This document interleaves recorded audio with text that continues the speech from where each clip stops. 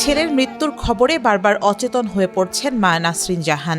তার বুক ফাটা আর্তনাদে ভারী হয়ে উঠেছে বাড়ির পরিবেশ। পরিবারের মুখে হাসি ফোটানোর স্বপ্ন নিয়ে রাশিয়ায় যাওয়া রিয়াদ রশিদ ইউক্রেন যুদ্ধক্ষেত্রে ড্রোন হামলায় নিহত হয়েছেন। এই খবরে বারবার মূর্ছা যাচ্ছেন তার মা। তুমি আমার লাগে দাও, আমার লাগে দাও। রাশিয়া সরকার কাছে আমার দাবি, আমার বাবারে ফেরত দিক। আমার চিত্তেশ্বরের হিসেবে আমি যেন কয়বরটা আমি 28 তারিখে, আমার এই দাবি।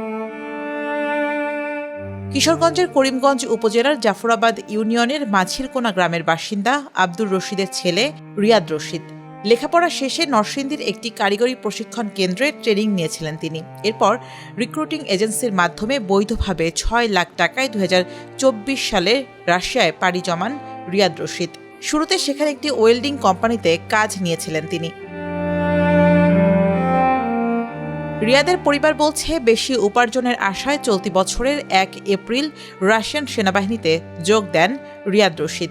সবশেষ 28 এপ্রিল পরিবারের সঙ্গে কথা হয় তার। এরপর হঠাৎই থেমে যায় সব যোগাযোগ। পরিবার জানায়, 2 মে ইউক্রেনের ছোড়া ড্রোন হামলায় রিয়াদ সহ আরও কয়েকজন নিহত হন।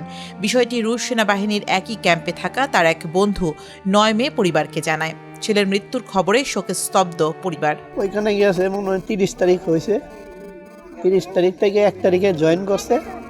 জয়েন করার পরে রেগুলারই কথাবার্তা হয়, ভাই তুমি কোনো টেনশন করো না, তুমি বাড়ির বড়, তুমি সবাই বুঝায় রাখবা।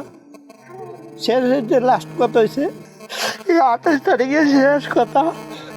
29 তারিখে ফোন দিচ্ছিল, বিদ্যুৎ ছিল না, কার কথা হয় নাই।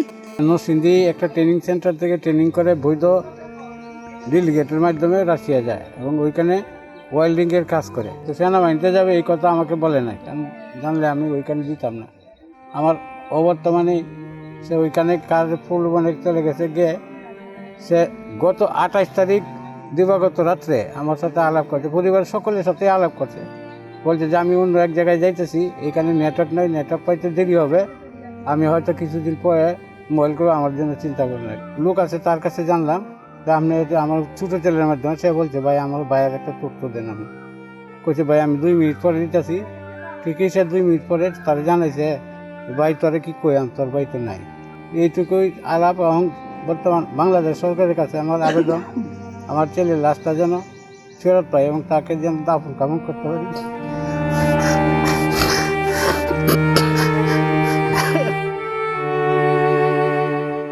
এদিকে খবর পেয়ে নিহতের বাড়িতে যান স্থানীয় প্রশাসন ও জনপ্রতিনিধিরা।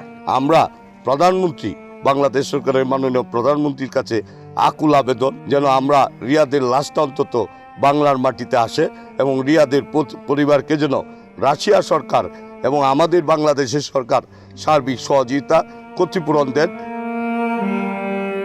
4 ভাই ও 1 বোনের মধ্যে তৃতীয় ছিলেন রিয়াদ রশিদ।